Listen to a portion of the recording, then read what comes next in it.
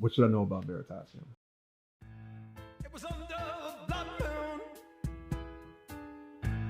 I felt my heart come. I held you in this strange light, a place where shadows run. And as I kissed your glowing skin. So basically, I'm looking to tie the entire world to Veritasium. Well, we've seen other jurisdictions become very, very welcoming to entrepreneurs.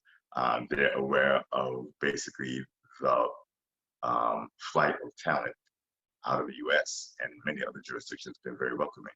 Those jurisdictions have had problems, and primarily because the biggest concerns are money laundering and bad actors. They don't want that. Nobody wants that, at least if you're not a bad actor. Good guys don't want that, number one. Number two is competition with the existing banking system. When you create a new way of doing business and you cut out a lot of expense, you are also cutting out the people who profited from that expense. And those entities, the people that profit from that expense, usually are very powerful from a lobbying perspective. And they have control over the regulatory machine. Again, my personal opinion, I think we'd be hard pressed to find that to be wrong, but that is a problem other jurisdictions are having. But despite that, things are happening. They're happening at a much, much slower pace than they were before, but it will happen. At the same time, you have the established oligarchies, infrastructure, adopt technology as well.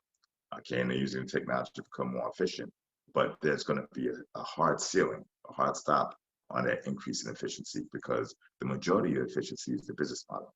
You know, they make money by standing in between me and you. So when I want to send something to you, I have to go through somebody who takes a piece of the pie out. Okay, despite the fact that the architecture is currently available, where I can send it directly to you and you can send it directly to me. We could create a program that allows us to do business on a very, very advanced scale, and we don't need those third parties. But those third parties have a lot of power, a lot of influence. So, you know, as for how things are going to turn out, I think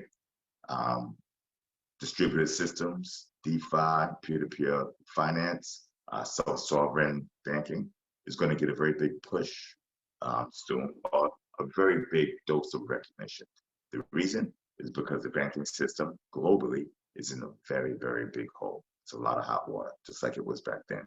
Nobody's saying it now because, again, nobody wants to go through the books and dig through the fine print with their expertise. But if you take a look at the site, Boom Bust Blog, you can see an analysis of the Bank of America that had a ridiculously horrible quarter. Yet, all the analysts said they had a good quarter.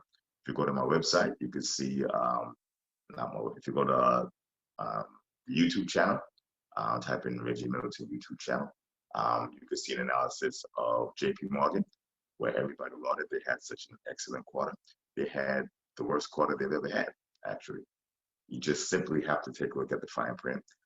What banks are doing right now is the banks, we forecasted a significant degradation in credit. Basically, when people lose their jobs at the highest rate this country's ever seen, they're not going to pay their credit card bills. They're not going to pay a lot of bills. The last thing they skimp out on is rent or mortgages, but they skimp out on their cut back on a lot of the payments before they start paying mortgages and rent. And then eventually they start paying mortgages and rent.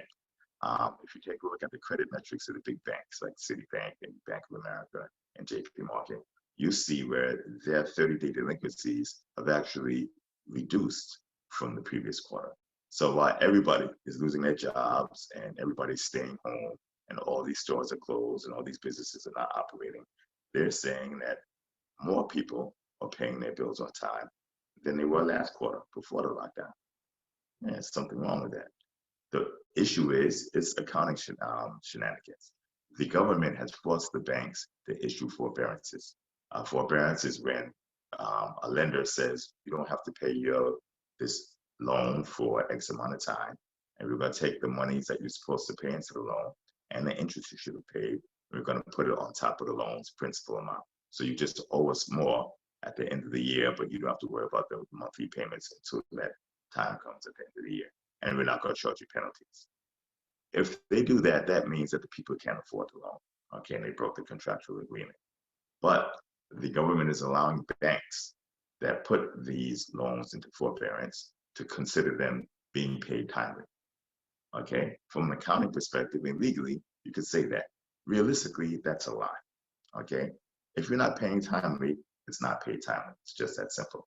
So we're not talking one or two loans. With Bank of America, I think it was 27 or 37 billion dollars worth of loans that they put into forbearance. I don't have the number off the top of my head, but you go to boombustblog.com, you go to the Reggie Middleton YouTube site, you can see, the full analysis, the almost full analysis. You can see the graphs and everything else.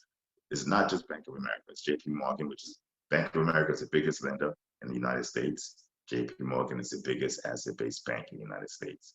These big banks are having these problems. Imagine the smaller ones. If you go to the Veritasium site and go to the research tab, you can see how consumers were about to fall off a cliff anyway, and that's before COVID hit.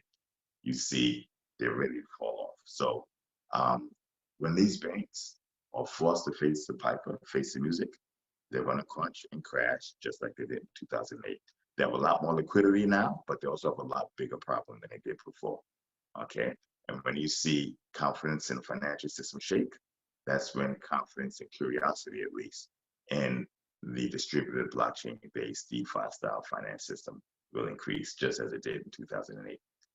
That is for sure. But then again, we have the issue of government regulation and unfairness. Basically, their job is to prevent the new, or at least their mindset appears to be, to prevent these new guys from coming in and taking over.